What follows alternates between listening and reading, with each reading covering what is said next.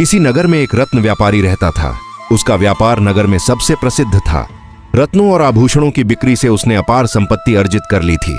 एक सुंदर स्त्री से विवाह किया, भव्य हवेली बनवाई और 4 बलवान गुलामों को अंगरक्षक नियुक्त कर लिया। वह जब अपने व्यापार स्थल जाता तो शाही ठाठ से सुसज्जित घोड़े पर सवार रहता और उसके पीछे 4 गुलाम अनुशासन पूर्वक चलते। नगरवासी उसे देखकर कहते, यह तो किसी राजा की तरह प्रतीत होता है। परंतु जितना धन बढ़ता गया उतना ही उसका लोभ भी गहराता गया। धन का पात्र कभी नहीं भरता जब तक उसमें संतोष का जल न डाला जाए। एक दिन उसने अपनी पत्नी से कहा, अब मुझे दूसरे नगर जाना चाहिए। यहाँ के लोग उतने धनी नहीं रहे, वहां जाकर व्यापार करूंगा तो और अधिक लाभ होगा। पत्नी ने शांत स्वर में कहा, स्वामी, कहीं धन का अधिक लोभ हमें किसी अनर्थ में न डाल दे। जो मिला है उसी में संतोष करना ही श्रेष्ठ है। परंतु व्यापारी के आगे उसकी एक न चली। कुछ ही दिनों में वह अपनी पत्नी, गुलामों और रत्नों की पोटली के साथ दूसरे नगर की ओर रवाना हुआ। वह नगर सचमुच समृद्ध था।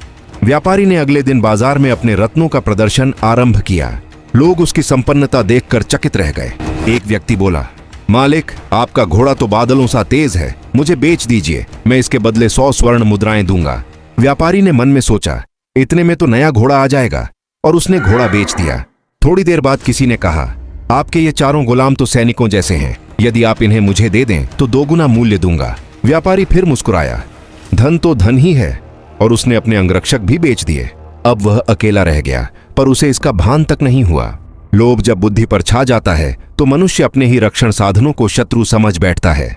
फिर एक अन्य व्यक्ति उसकी तलवार देखकर बोला, महाराज, यह तो अद्भुत तलवार है, बदले में मैं 20 स्वर्ण मुद्राएं दूंगा। व्यापारी ने सोचा, अब कौन मुझ पर हमला करेगा, सब तो मेरे ग्राहक हैं, और उसने तलवार भी बेच डाली।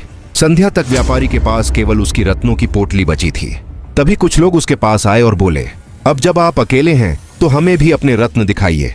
व्यापारी ने जैसे ही पोटली खोली, उन्होंने उसे धक्का दिया। पोटली छीनी और भीड़ में गुम हो गए। व्यापारी सड़क पर गिरा रह गया। न घोड़ा, न गुलाम, न तलवार, न धन।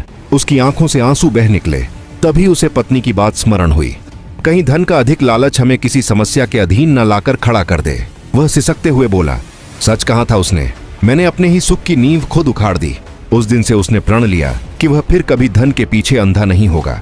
अब उसे समझ आ गया था कि धन की सच्ची रक्षा केवल बुद्धि और संतोष से होती है, तिजोरी से नहीं।